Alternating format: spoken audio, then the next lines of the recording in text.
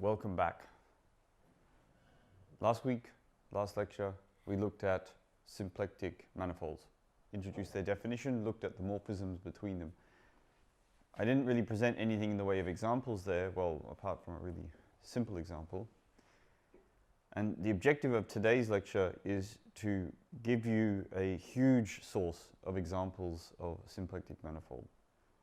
And these examples will form the foundation for many of the calculations we'll do in the rest of this course. By studying these examples, understanding them more deeply, we will see properties that we can generalize and see in other symplectic manifolds. So not all manifolds are symplectic manifolds of the type I'm about to describe today. Indeed, we already heard last lecture of a symplectic manifold that won't be of this type, namely the sphere. But a great many are, and in particular for physics, the examples that we're going to cover today will be the standard physics examples of classical mechanics.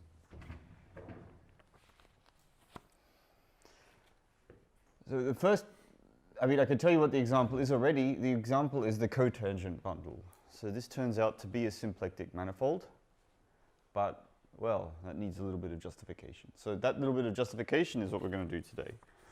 So let me remind you, or I didn't actually define it in this course, although it's kind of, I hope, clear once you've seen the tangent bundle, what the cotangent bundle might be, but let's just remind you. Select X be an n-dimensional manifold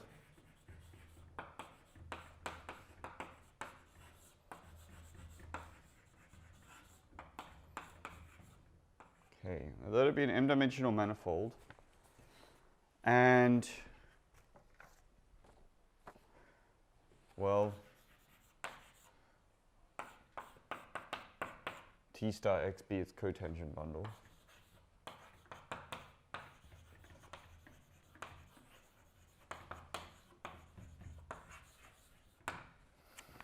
Now the thing that we want to emphasize throughout this lecture, and probably most of this course, is that just like for the tangent bundle, the cotangent bundle is also a manifold in its own right. So we'll give this a name, we'll call this M.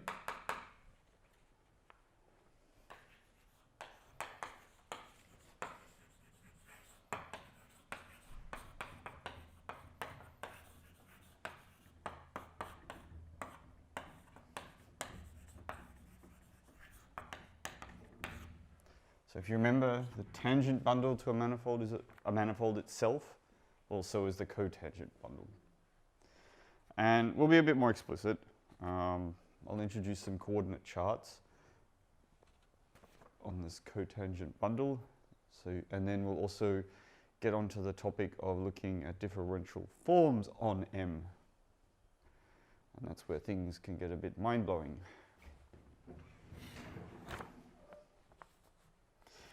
So let's define some coordinate charts.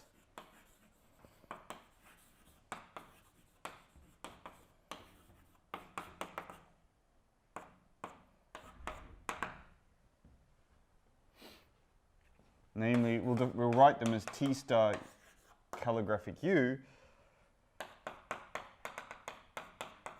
And what are they? Well, U is a coordinate chart on our original manifold X, and this T star U coordinate chart is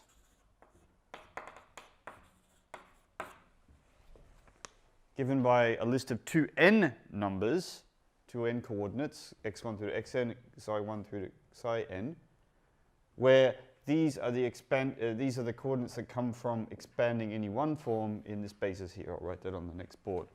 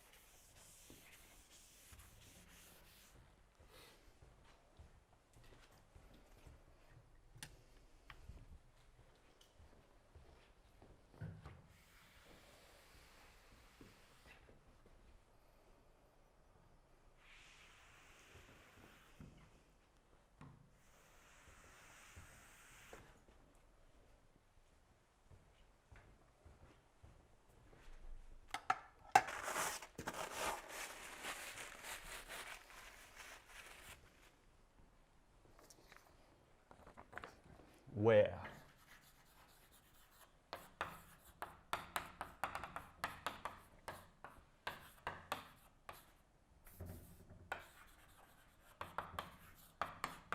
So we let that be a chart of our original manifold X, and these xi's are defined by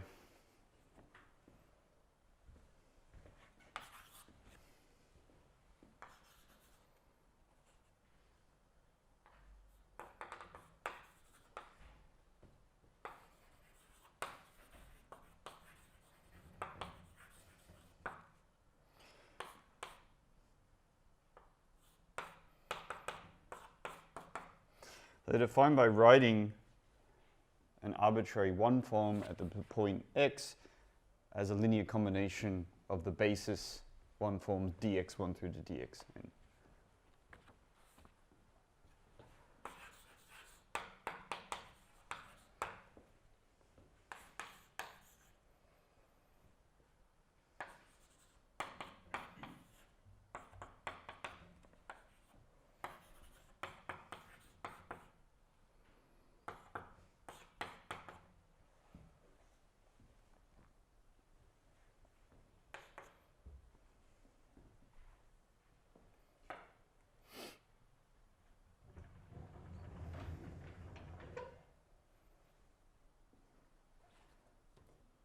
So that's how we build our coordinate charts on this manifold. We take original coordinate charts and we augment them by adding in the coordinates of an arbitrary one form.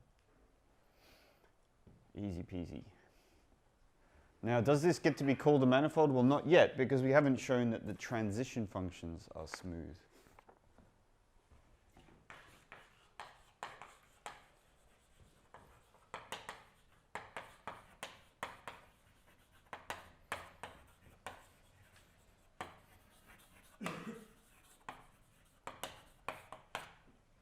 So are the transition functions smooth? Or for that matter, even well defined? Let's take a look. So let X be in the intersection between two coordinate charts of our original manifold X. And we're going to try and express a point in one chart in terms of a point in the other chart. The coordinates of a point in one chart in terms of the coordinates of the same point in another chart. And then we hope that what we get as the transition function between these two representations is smooth. Better be, right?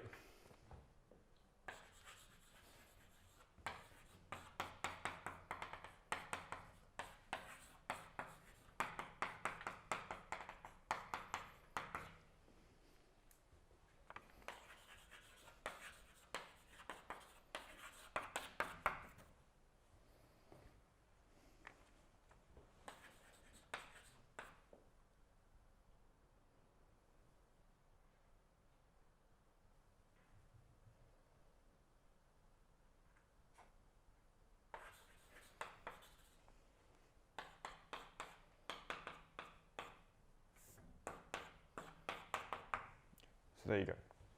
Got some charts of our original manifold X.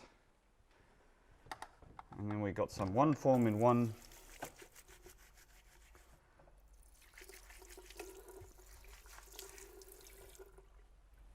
A one form in one chart.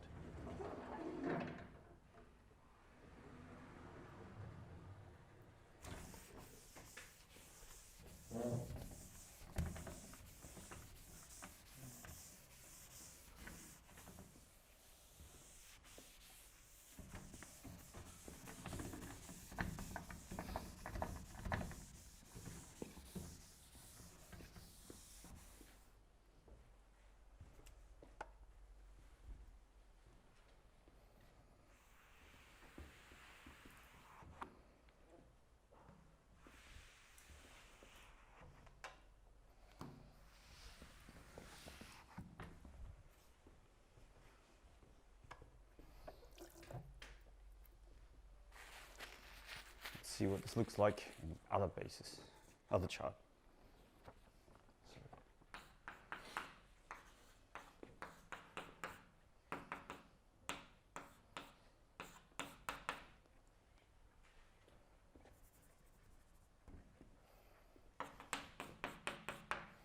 So the pair xi is a point in T star x, which is equivalent to M, which we're trying to prove is a manifold.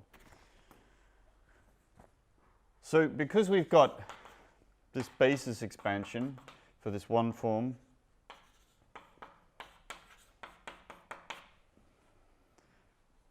what we want to do is understand what are its coordinates in terms of the other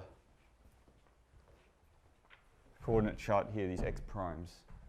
And we know how to do that, right? We know how to express a one form in a different coordinate basis. You just have to take dxj and express it in terms of dxk prime. Right? So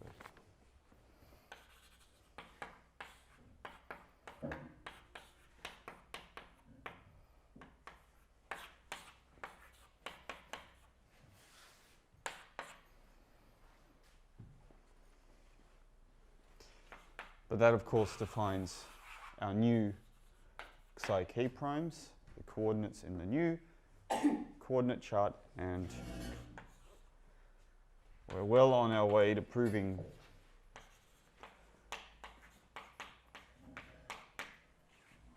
that these transition functions are smooth.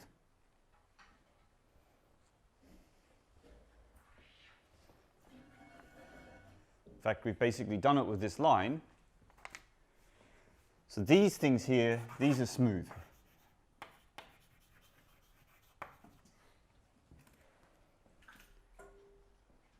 And of course, xk is a function of xj is also smooth.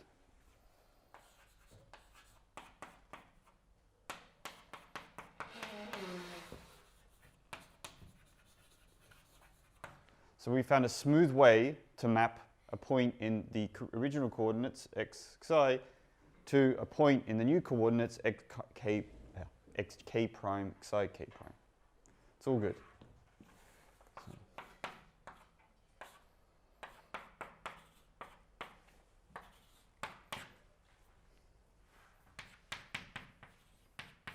There.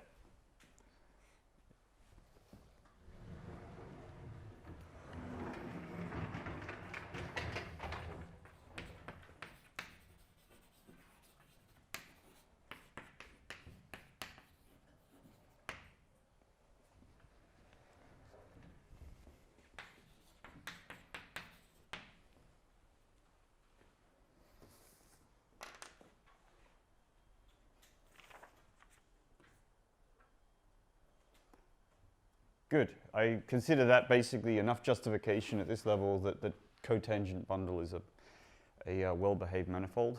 You've got to show that these charts cover the cotangent bundle. Oh, that's a nice little exercise.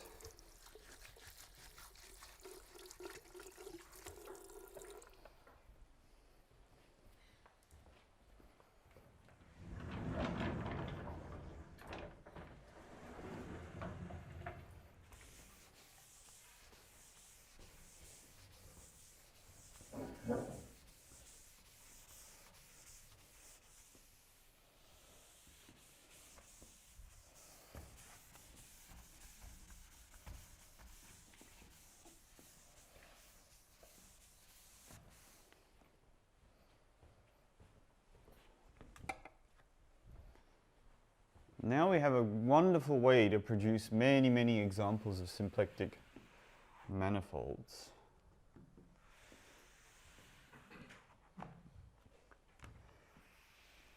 So procedure works as follows. When you learn the definition of a symplectic manifold, it's not clear that there even are symplectic manifolds beyond the trivial flat one, R2n. In particular, it's not even clear that there's kind of non-trivial ones. We see the two-sphere, that's the first example we have of a non-trivial symplectic manifold. Maybe that's a sporadic example, maybe maybe the definition of symplectic manifold is so strict that there is only, in fact, R2n as an example. Well, that's obviously not the case, but we still have the task of coming up with a nice supply of good examples that aren't trivial. Now, you can't just insert manifold and check if it's symplectic. That's a hard job. It requires that you find a 2 form that's closed. That's not necessarily trivial for any given manifold. But one thing you could do is find a procedure that, say, given a manifold, uses it to produce a symplectic manifold. Maybe it's a different one, but somehow related to the original one. And that's exactly this procedure here. So the way we're going to construct our symplectic manifolds is we have it has as input any manifold, like that's a big class of examples, right? And then we form their cotangent bundle, and we'll see that the cotangent bundle has a kind of canonical symplectic structure. Canonical means standard, right? There could be other symplectic structures. And that'll give us a huge source of examples. Now, to relate this to physics, like how would you have discovered this as a physicist, as a construction? Well, think of X as the configuration space of a particle. Just the positions, right? So X, you think of X as you think of a particle moving on the manifold X. Now, classical dynamics tells us that that doesn't completely specify the state of the system, right? If you only know the position of a particle, well, that's not much use to you because that particle might be having a different velocity or in particular, a different momentum, and therefore be executing a different trajectory. To fully specify the state of a particle on a manifold, constrained to live in some manifold, you need a momentum, you need additional data. So we'll call this the physicist.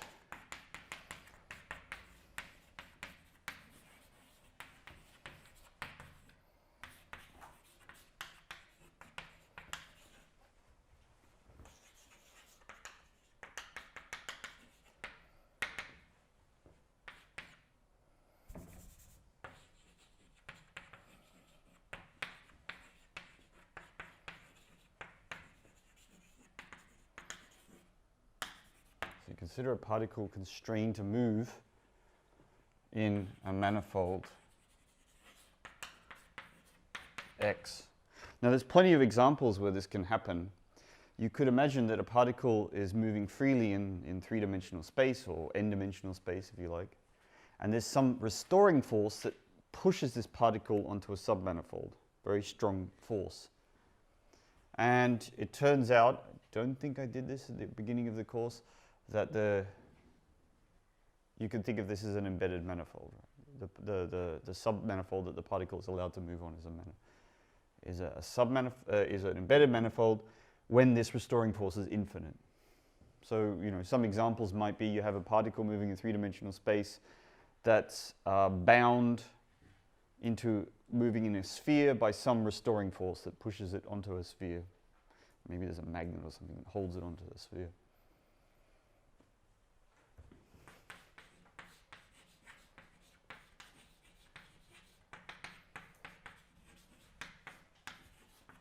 So to fully specify the state of the particle, a state means that you can predict its future motion given the data of the state.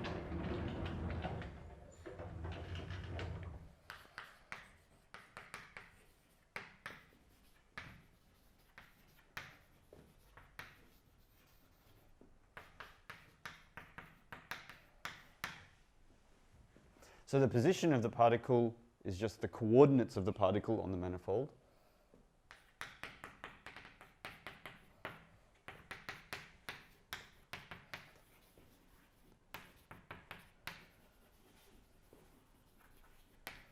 But also its momentum, which is a list of other numbers.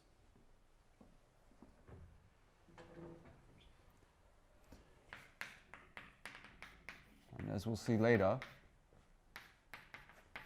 you can identify momentum with a 1 form in the cotangent bundle, or a 1 form at the position x. Yeah, I know this is really badly. This is the coordinates of a 1 form P.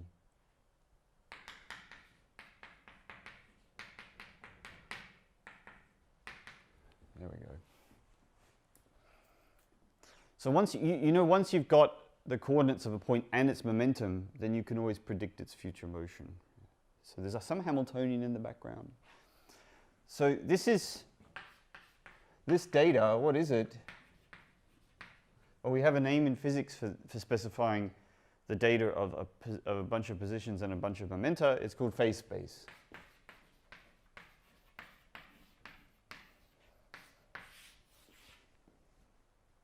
So phase space is a higher dimensional manifold associated with a lower dimensional manifold. If you have a particle on a line, phase space is two-dimensional, not one-dimensional. It's got exactly double the number of dimensions. So that's kind of interesting because, and furthermore, phase space has this property that, you know, if you know a point in phase space, then you know the future trajectory of that point. So the state there is fully, a state is a point in this phase space and fully specifies all the future motions after you solve the equations of motion. This construction that we've defined abstractly here is none other than phase space for a manifold, or a particle moving on a manifold X. Now, we've got to give this thing some symplectic structure. We haven't done so yet, and we're not even going to see how symplectic structure has got anything to do with Hamiltonian flows until maybe a couple of lectures away from now. But it turns out there is a canonical one. And I'm going to introduce that now. Phase space has a canonical symplectic structure.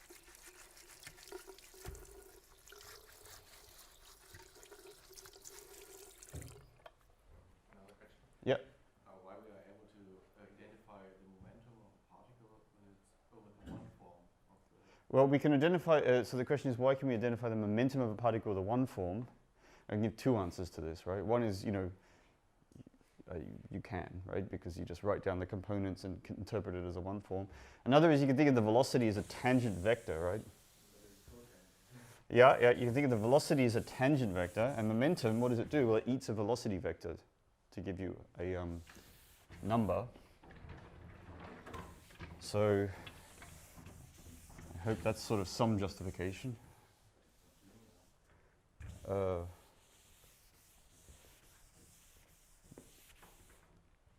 The momentum, if you write down, yeah, I think it's linear.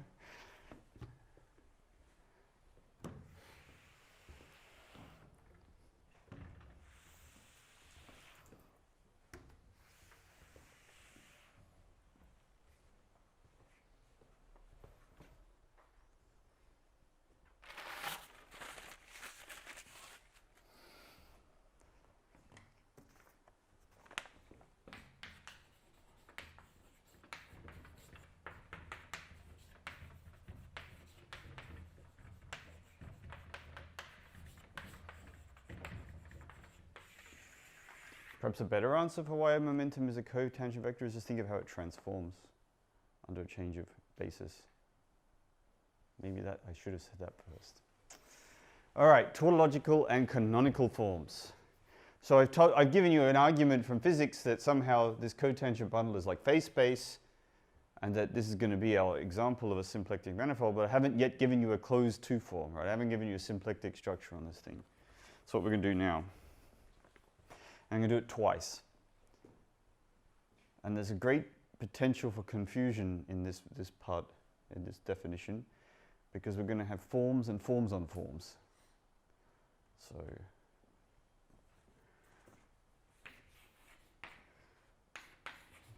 we'll proceed carefully. So here's the coordinate version of the definition.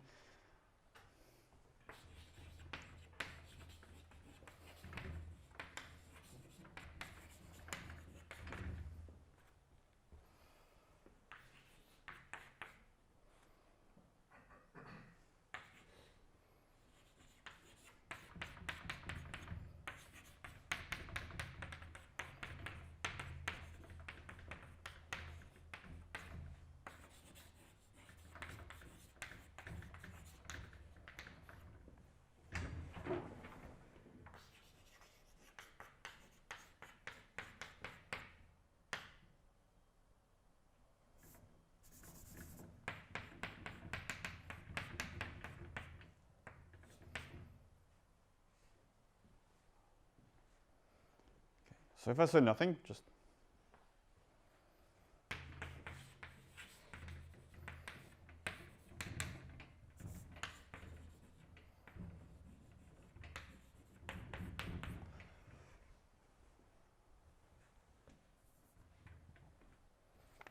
now we're going to define a two form on M. So the whole way to deal with this next part of the lecture is to selectively remember and forget that T star X is a manifold with some structure. So we know that Tx star x is a manifold. Okay, fine, no problems. So if you forget that T star x is a manifold, it's just a manifold. So two forms are two forms. But it turns out that it's going to be very useful to remember that M has this structure here of a cotangent bundle, and we're going to interpret some points also as one forms. You'll see how this works in a second. So we're going to define a two form on M, well, on the chart in particular.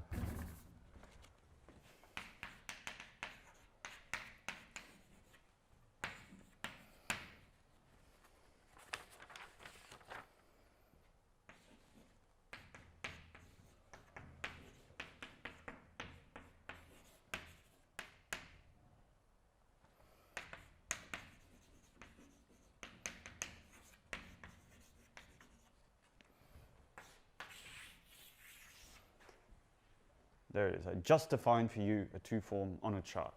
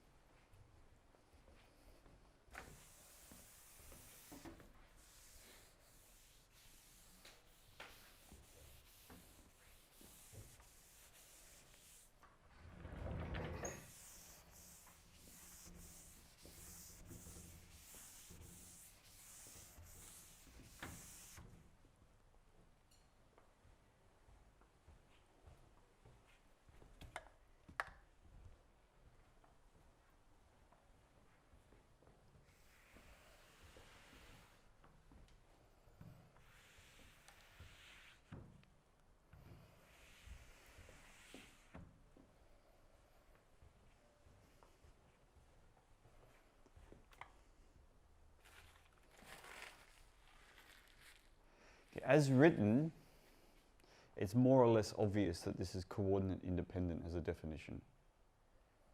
But it does need some justification. And that justification comes from how does this thing look like in another coordinate chart? One has to be a little bit careful with things like this, right? This is the coordinates of a one form. So how does this look in another chart? I mean, could go wrong. Well, I'll argue now that this definition is independent of the coordinate chart you took and therefore is well defined.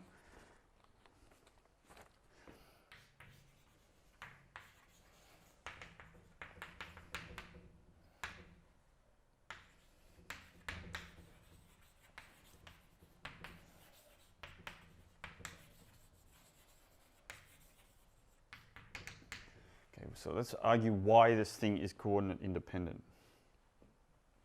So consider a one form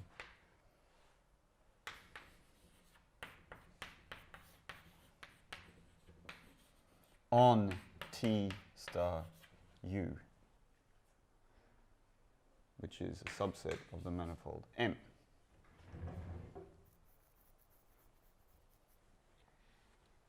And consider which one? Well, consider this one. Alpha equals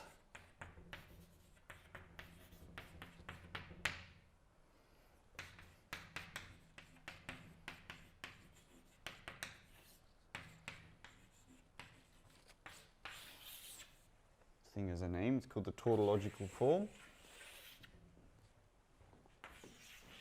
It's called the canonical form. Now here is the moment where there's great potential for confusion. This is a one form on M. I'll write that out. Alpha is a one form on M on a manifold. It's also a point in the cotangent. It's also a one form in the cotangent bundle T star x.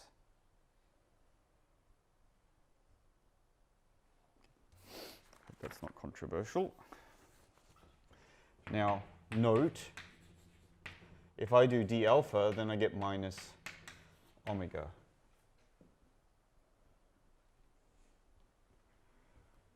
So I've got to do d psi dx, and then wedge with dx, but that's 0. And then we're going to do d psi j k, and we wedge it with d psi k, and we get a minus over a minus sign there.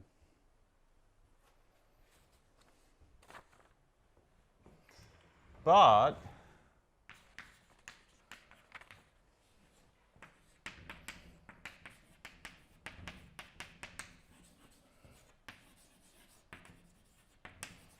alpha is intrinsically defined. We can express it into terms of another basis, and we see that we get the same answer. If you change basis, change coordinate chart, then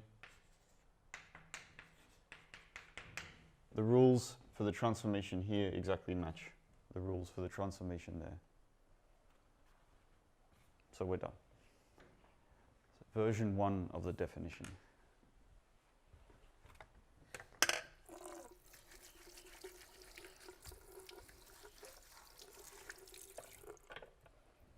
Now, when something is coordinate independent, you often want to see it defined in a coordinate-free way. It's a bit silly to introduce coordinates and then argue that those coordinates don't matter. You'd rather see the object defined in a way where you have not introduced coordinates throughout the whole definition. So we're going to come to a second definition of this 2 form, which doesn't involve coordinates.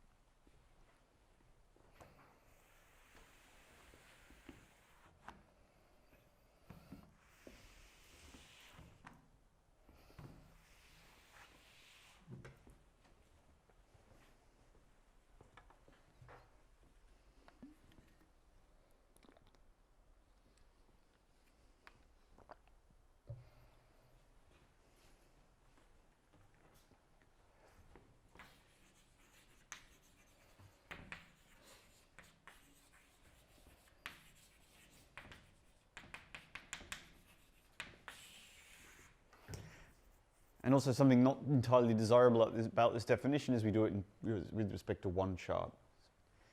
We'd like to see this thing defined globally.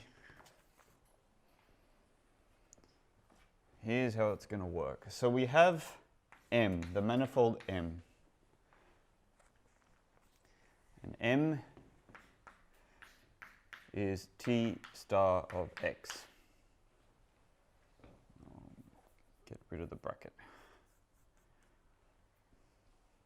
Now there's a canonical map from M to X. How do I draw it? Do I draw it above or beside? Above.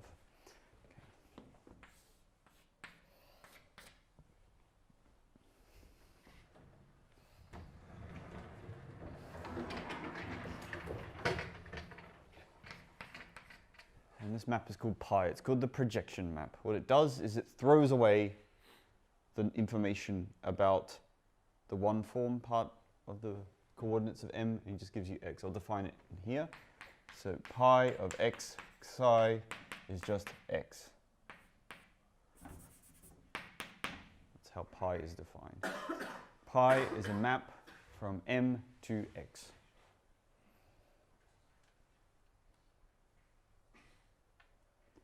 And what we're going to do is look at the pullback of this projection. This is coordinate free. Pi is just this projection to the underlying manifold. And now let's look at T star of X. And we're going to look at the pullback of this map here to T star of M.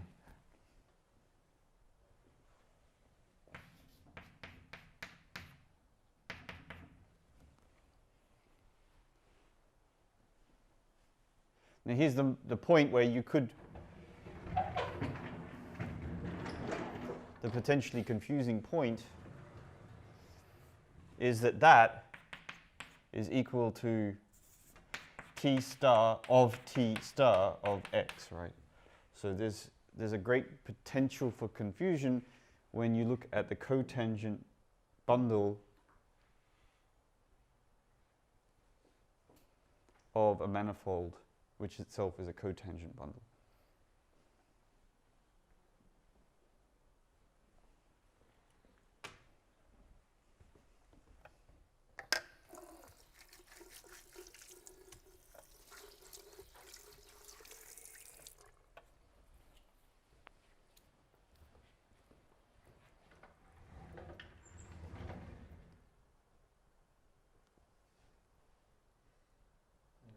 Yep.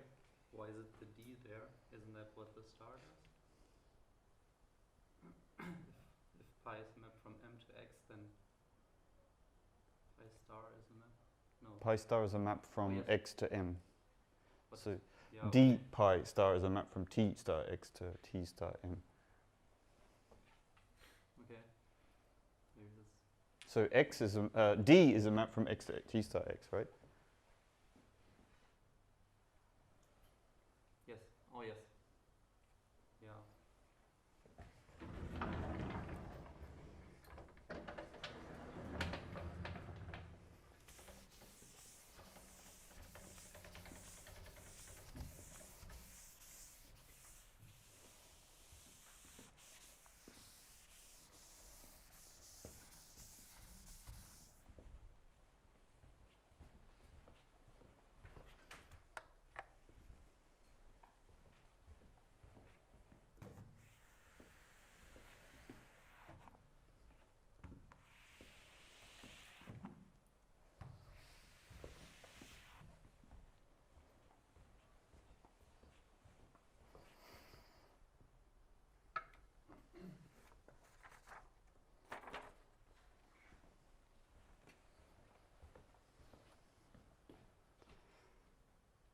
So let P be a point in this manifold M, forgetting that it's a cotangent bundle. It has coordinates, just if you recall, x comma m, x comma xi, and xi be the element of the cotangent bundle of x at x defined by these coordinates.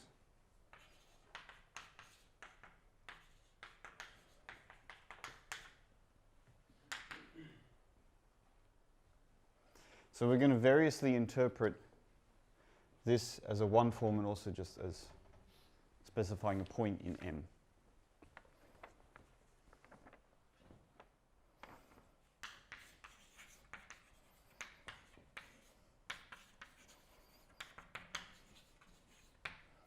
And the difficulty in this definition is defining this tautological one for alpha.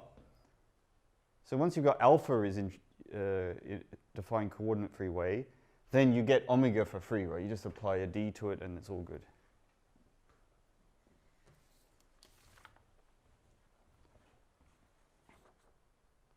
And we're going to do so by defining alpha p is d pi p, the pullback of this projection applied to psi, that one form psi, at the point P.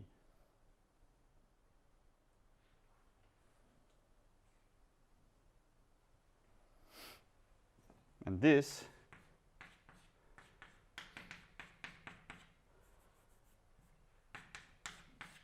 is an element of, well, it's a one form on the manifold M at the point P.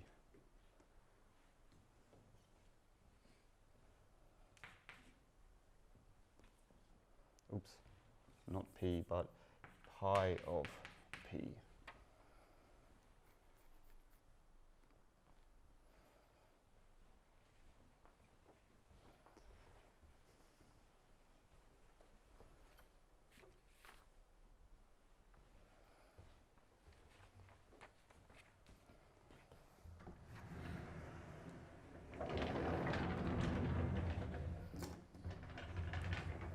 So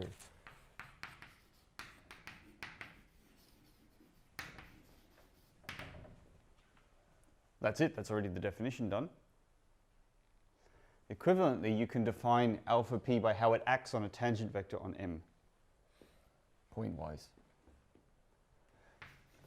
So let V be a tangent vector on M at the point P.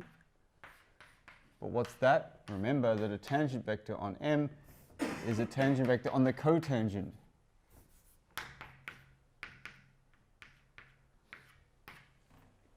Bundle. And we're going to see how does alpha p act on V. Well, it eats the vector and gives you a number. So, but what number does it give you? Well, let's look at the definition up here. And we see that it gives you psi, which is now defined in is a one form on X. What does it eat? Well, it eats T pi of P, d pi P of V. Psi has to eat a vector on X. How do we get that vector on X? We push forward the vector on M down to X. Now we have a vector on X, and we eat it with psi. And remember, and where does the psi come from? Well, the point P itself is of the form x psi. So the data here is specified by the point where you're defining this number. I'll draw a picture in terms of an example.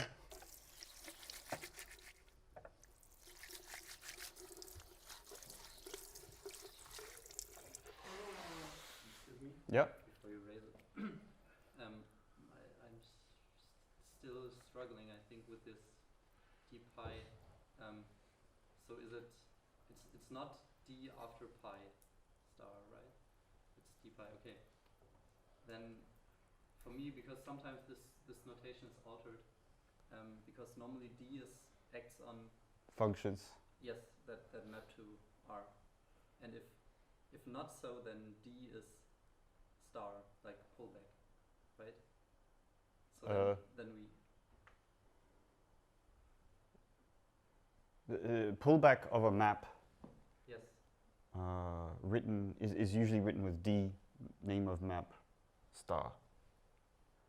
And that's a linear map from the cotangent space to the cotangent space. So this is different from d as the exterior derivative. Yes.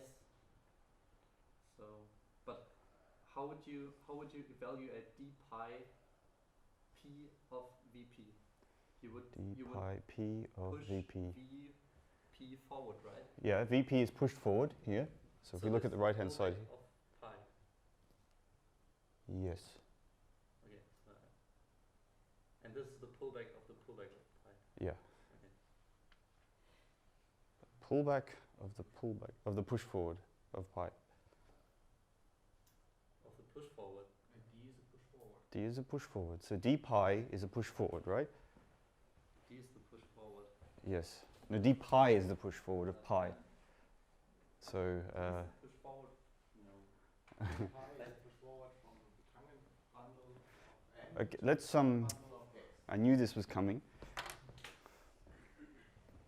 I knew this was coming.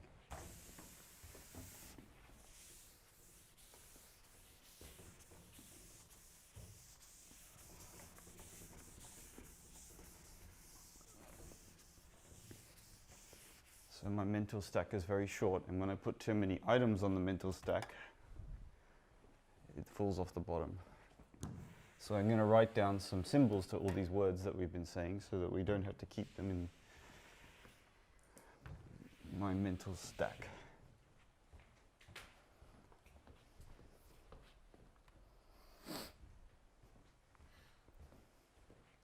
So if you have a manifold M, forget all this. Forget. You have a map, let's call it pi, just so it happens to call it pi, to another manifold X. Then the push forward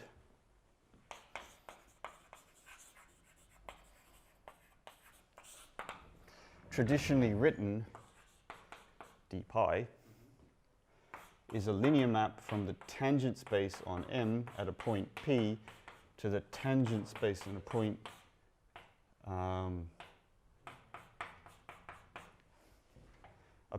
pi of P in the target manifold X. And then the pullback, just for completeness, traditionally denoted d pi with a superscript star. Yeah. Sometimes I think early in the lecture I put a subscript star. Yes.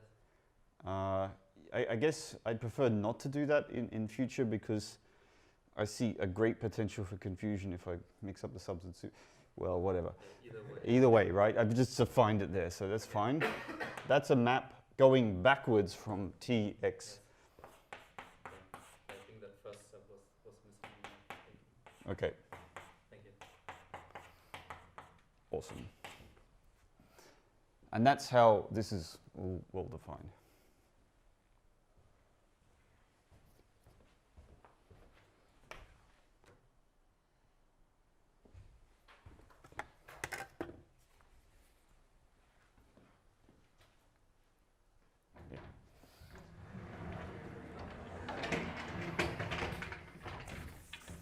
Yeah, an example, right? I was going to draw something down like an example.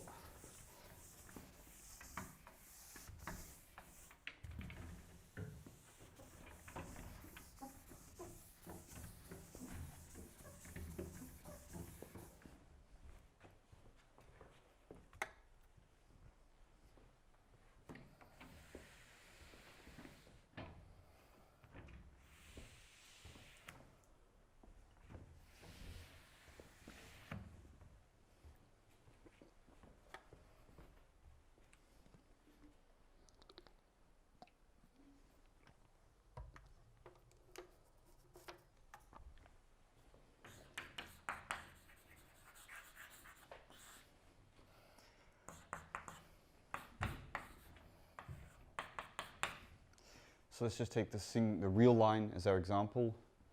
I know I said we'd restrict to compact manifolds, but well, you can cope. So this is the trivialista, well, arguably the slightly less trivial example of a one-dimensional manifold. And the cotangent bundle to R, sort of canonically, you can identify it with just R cross R. And that's our manifold M. And then we have some coordinates. X, P on R2.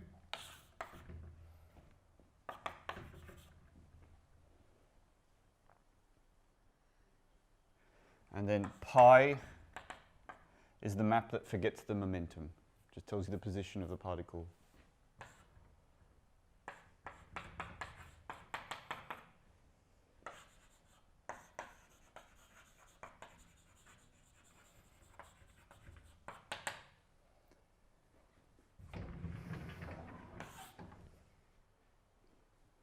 And then let's define this tautological form.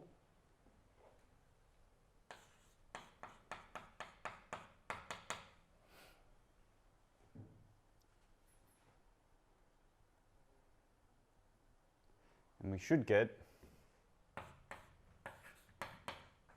PDX. We should. If I haven't made a mistake. Where's the XDP? What have I done? PDX, right?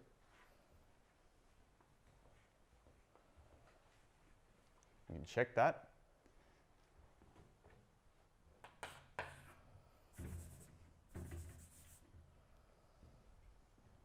Yeah. Oh, I see. Yeah, that's slightly unfortunate notation over here.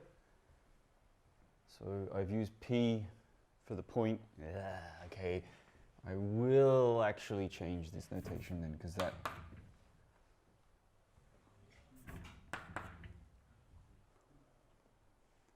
there's always that's unnecessary to use the same notation for different things so close together. So there we go. That's what I claim is the canonical, the tautological one form. And then we have alpha on x, y, a tangent vector on M is specified by two numbers, Vx, Vy, and that is equal to psi d pi p of Vp, which is just Vx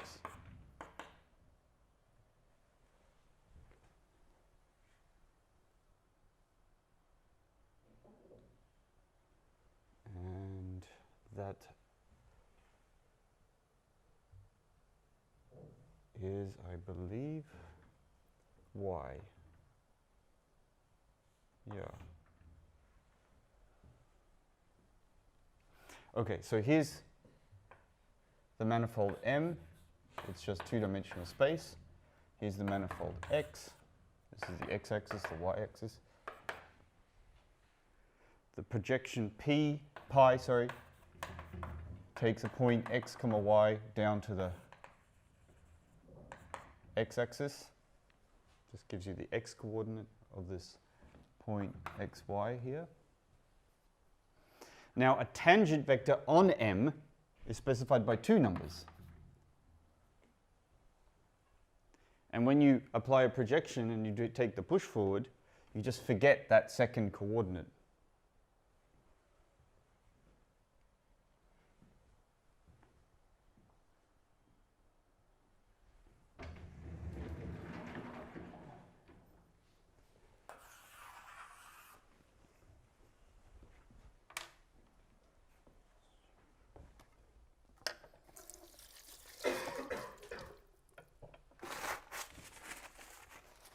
I didn't write out omega. Omega is minus d alpha, which is d of y dx, which is minus that.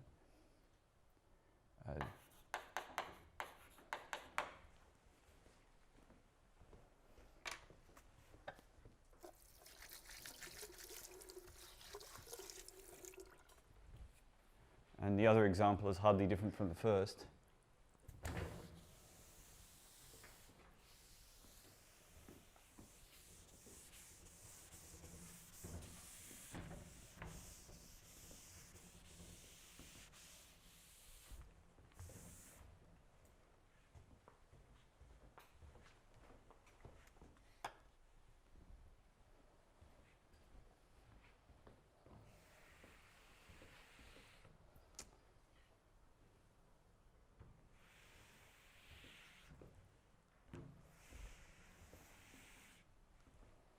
Question. Yeah. What's the psi in this example? Psi is y. Okay.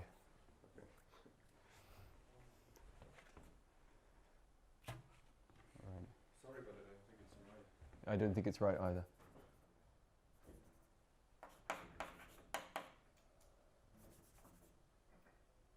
Should be y vx. Thanks.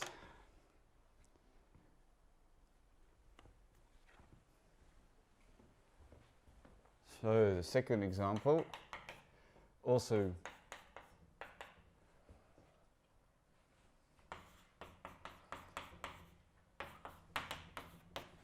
not very complicated, is the cotangent bundle associated to the circle S1. And what is that? That's just a cylinder.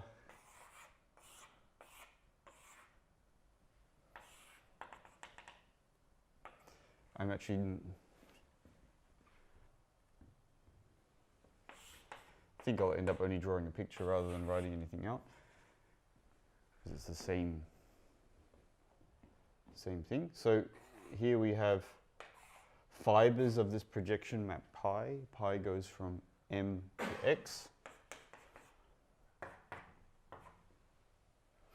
And if you have a point on this manifold, x theta,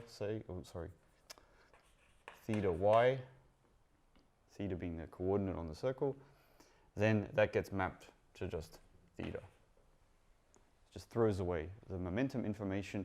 This point here on the cylinder tells you what is the momentum of this particle on the circle. And what else is there to say? The canonical tautological one form should be y d theta. I'll leave that as an exercise, right?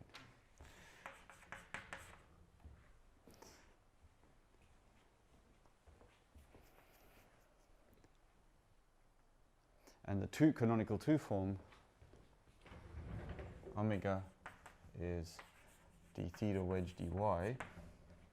Now that is a function of 2 tangent vectors on this cylinder. Just want you to bear that in mind in the future. This cylinder here,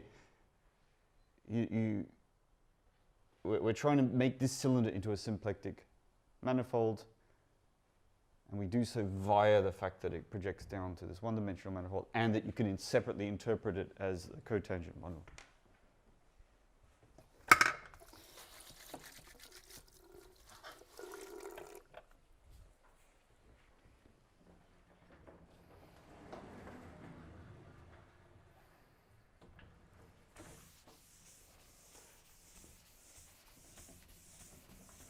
I'll leave it to you and to the exercises to explore more complicated examples.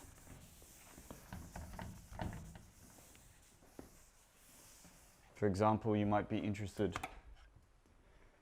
when X is the 2 sphere,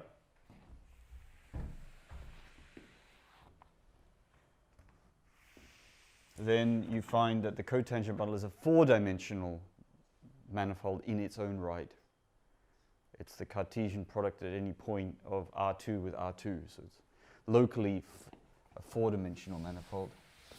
So the phase space, another way of saying that is the phase space for a particle on a sphere is 4-dimensional. You need the 2 position coordinates on the sphere, and you need the 2 momentum coordinates to tell you what is the momentum of the particle.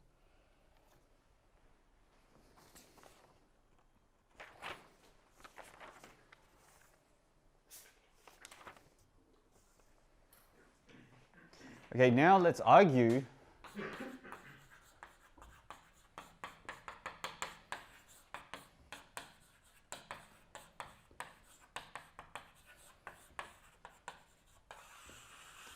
that this tautological form is quite natural.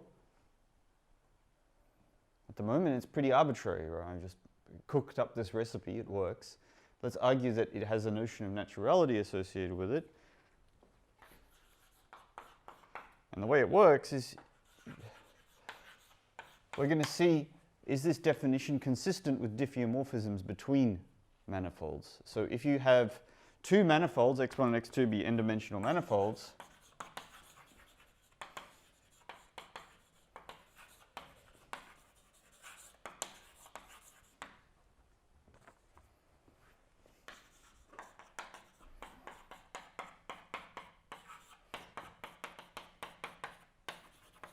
with their corresponding cotangent bundles,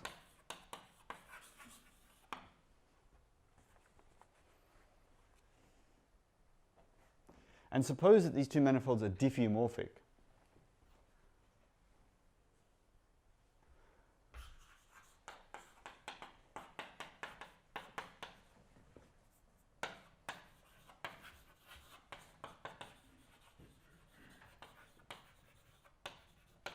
So they're the same. So under the notion where 2 manifolds are deemed to be equivalent if they're diffeomorphic, these are the same manifold. Then I want to argue that there's a natural map between the tautological 1 forms on these 2 cotangent bundles. So that if you worked out the tautological 1 form for x2 and for x1, then you'll see that they're compatible with each other under this notion of equivalence, so they're equivalent.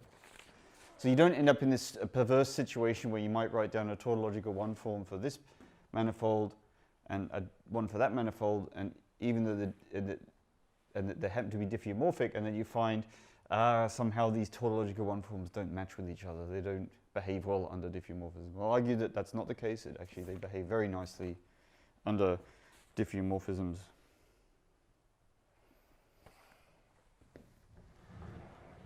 Which extend or lift F.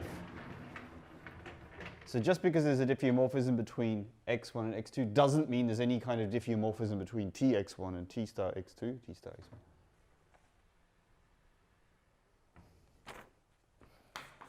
but there is.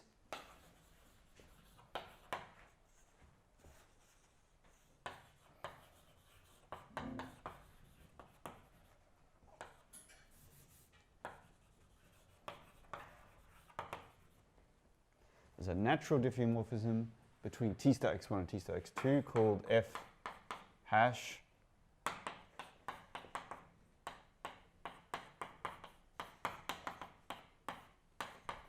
I think it goes the other way.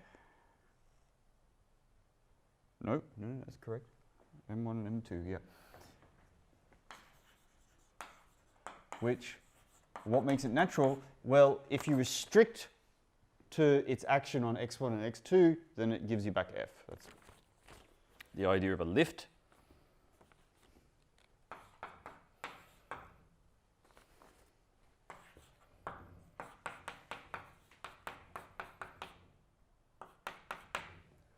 So this is M1 here. This is M2. So if you've got some point in M1, you do the map on it and you project, then you should get the same thing.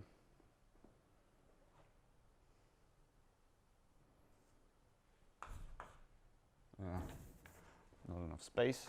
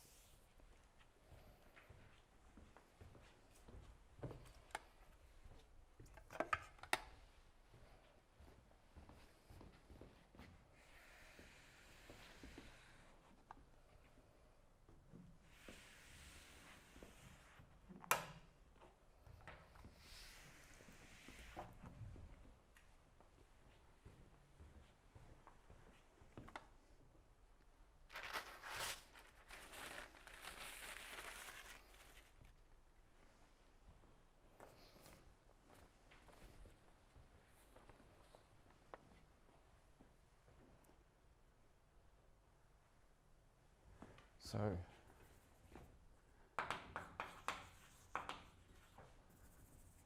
we'll just define the map.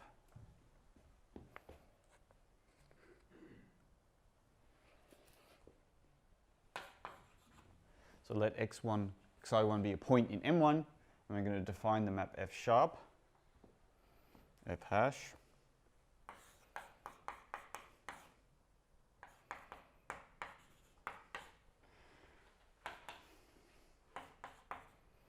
Be the point P2, it's the point P1. So what is P2? Well, it's a pair x2, xi2, where, well, we know what we want xi2 to, x2 to be. Should just be F applied to x1.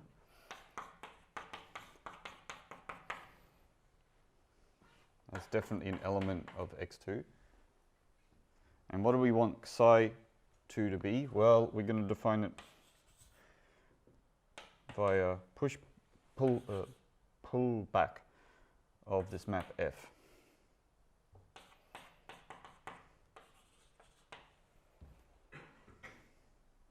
So xi2 is whatever it takes so that when you pull it back you get xi1.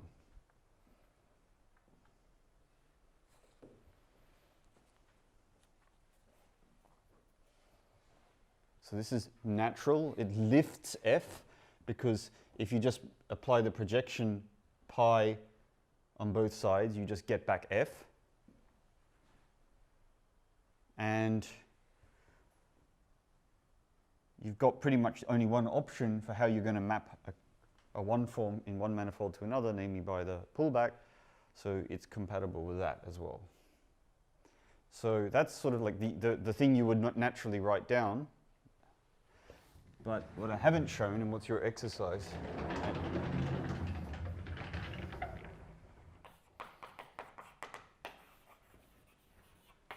you've got to prove that this is a diffeomorphism.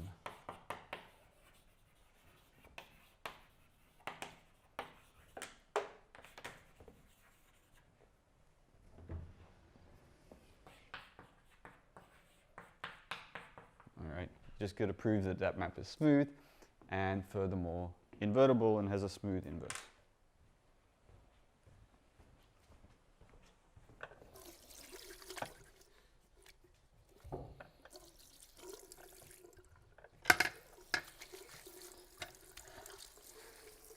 So whenever you have a nice map between two manifolds, you have a nice map between their cotangent bundles.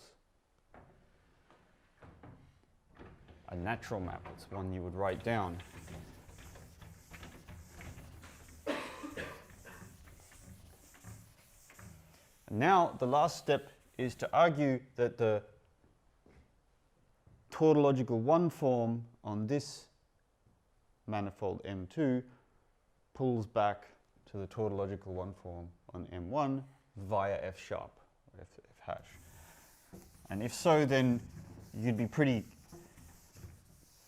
should be fairly happy that that's a natural definition of a 1 form, or that our definition of the tautological 1 form obeys the right kind of manifold-free invariance.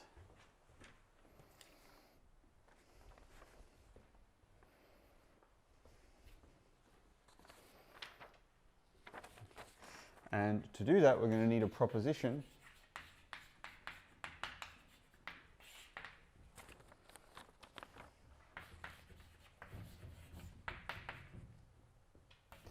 so we're going to lift a diffeomorphism F sharp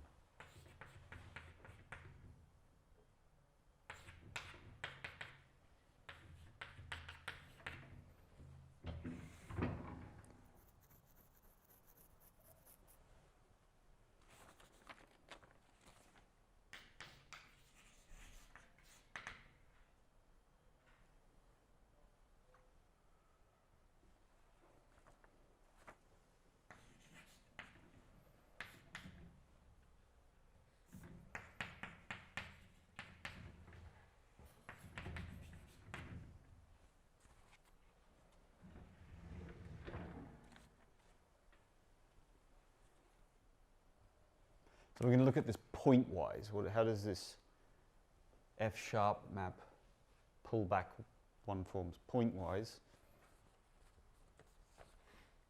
And this is, let's call this equation star.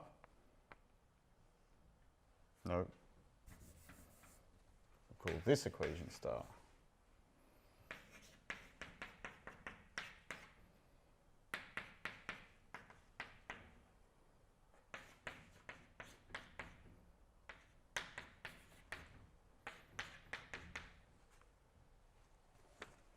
So pointwise, what this is saying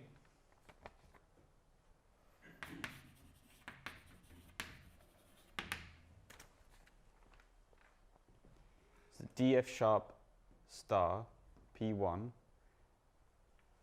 on alpha 2 pulls back to at point alpha 2 at P2 pulls back to something at P1, namely alpha 1 at P1. That's what pullback means.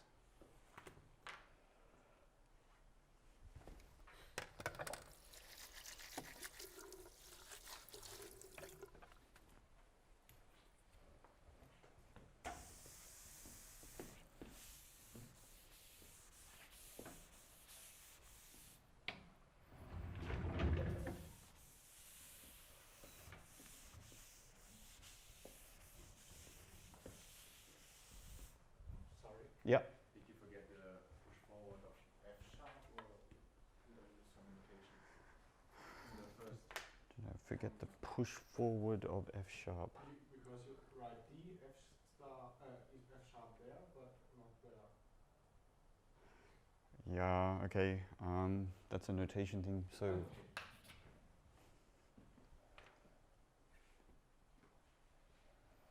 yeah, we're in this kind of awkward world of hundreds of years of differential geometry notations, and some of them get mixed. And when you use multiple sources like I do, then some authors put the D in here, some don't, and so it's going to happen. I have to keep your eyes peeled.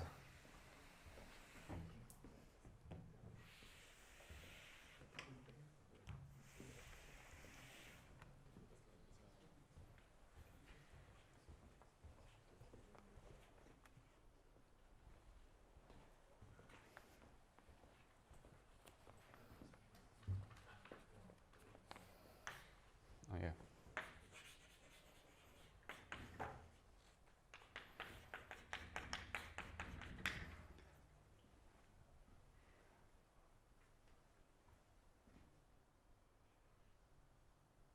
Pulls back. Sorry, I said push forward, didn't I? Sorry about that. Pull back. Okay.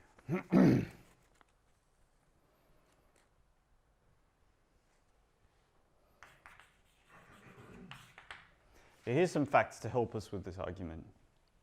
Firstly, by definition of F sharp, P2 is F sharp P1, right? Easy. But that happens if and only if P2 is of the form x2 psi2, where that's f of x1 and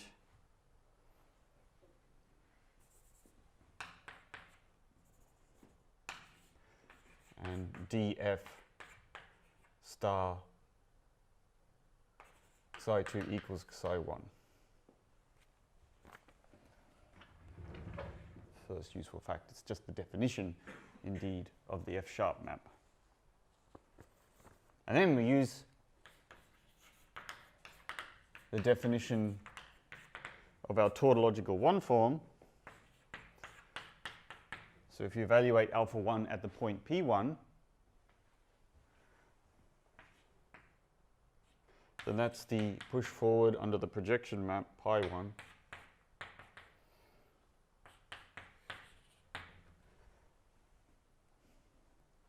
of psi 1.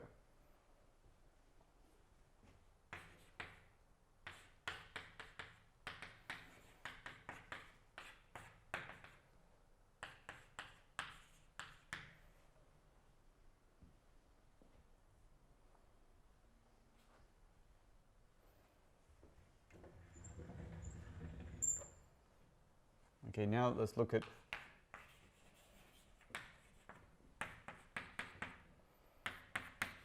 this diagram.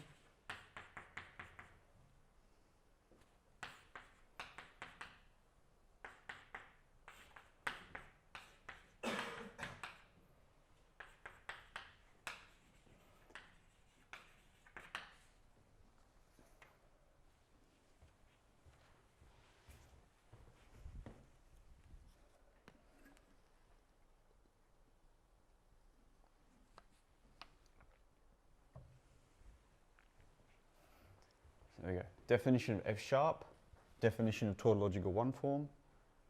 Now let's look at this diagram here.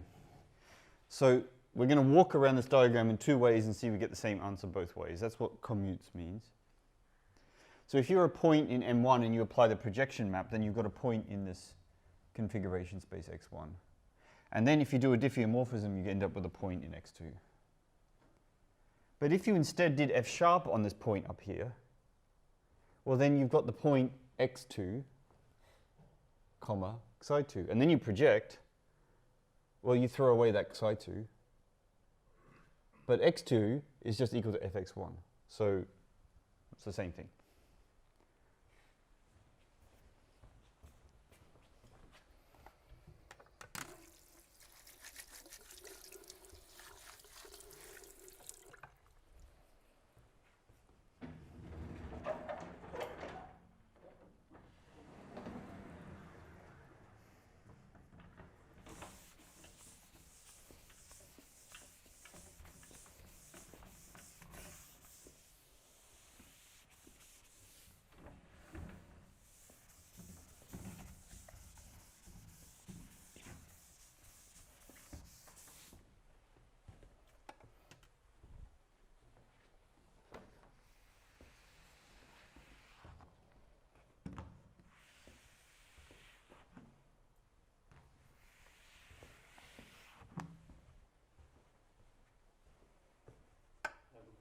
Yeah. Isn't it clear at that point, having a bundle map between these bundles, that any coordinate-free definition matches because the bundles are? Isn't it clear, is the question, because they're coordinate-free definitions and we have a bundle map? Yeah. Okay.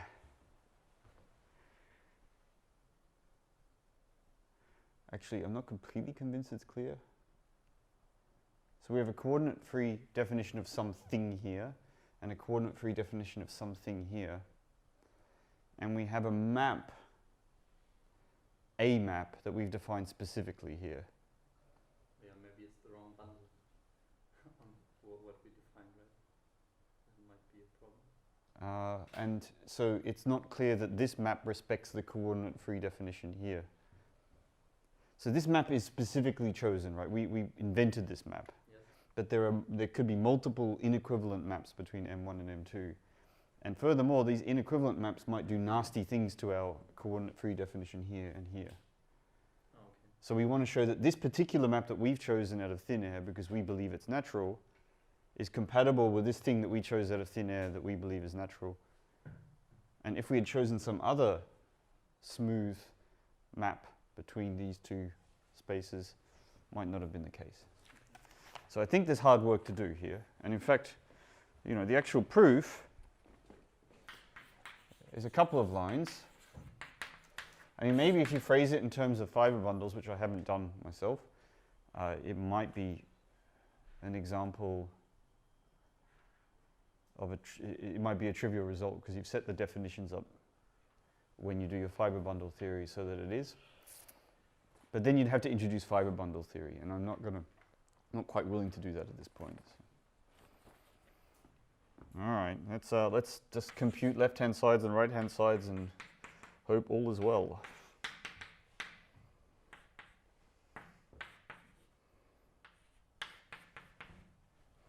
That's the left-hand side.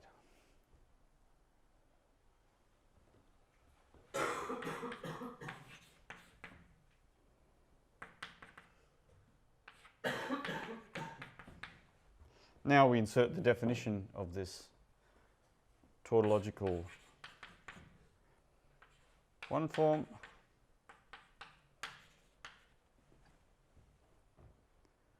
Probably the only complicated step is the chain rule, which we're going to do now.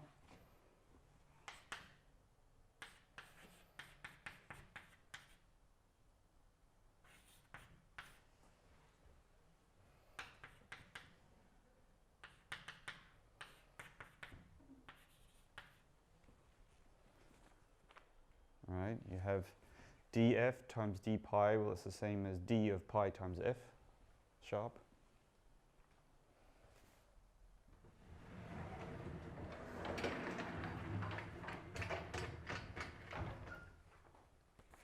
But now we know something really great, right? We know that if we do f sharp then pi 2, that's the same as pi 1 then f.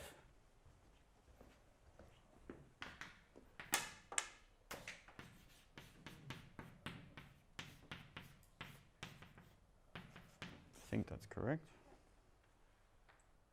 Oops, other way around, right?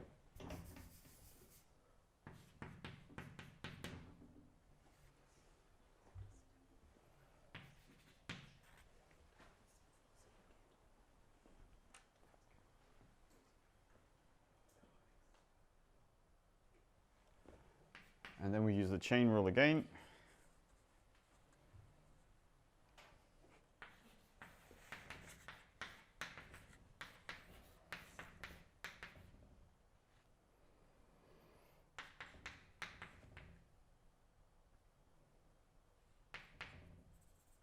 Projection of P1.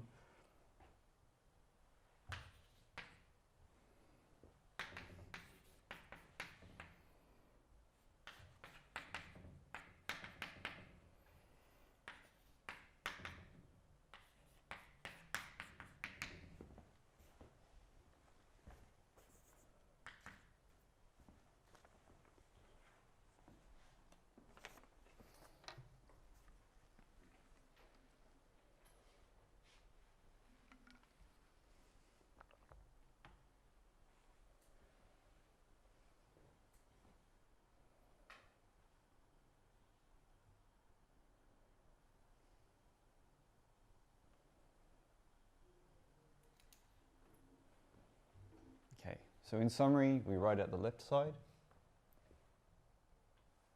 and then we write out the definition of alpha 2. We see that we can apply the chain rule to the pull back.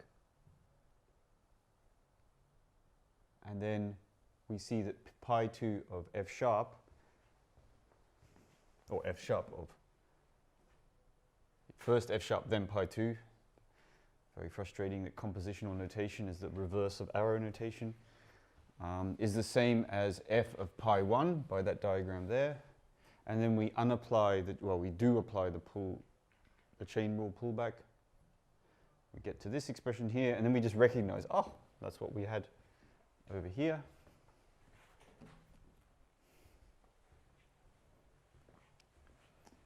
And then we recognize this thing indeed as the tautological one form on M1. And so it is that the tautological one form definition is compatible with this notion of naturalness between two cotangent bundles.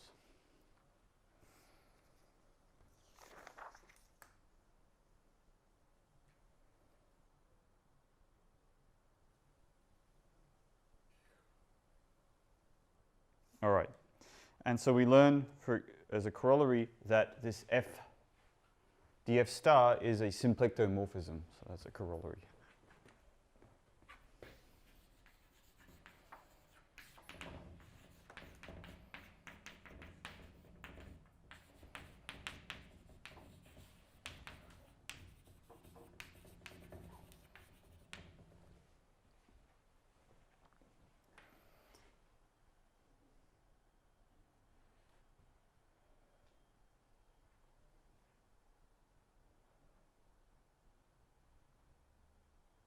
Or F sharp, if you like.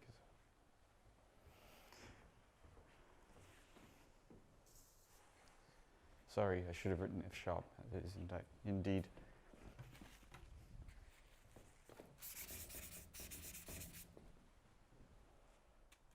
That's far less crazy. Because it pulls back the 2 form on M1, on M2 to M1. All right, I think we'll stop here today. In the next lecture, we'll start looking at Hamiltonian dynamics and try and relate Hamiltonian dynamics to all this symplectic manifold stuff. It'll take a good number of lectures. We'll have to go into Lie derivatives, which we haven't covered yet, and a bunch of other good stuff like that. Okay, but for now, thank you very much.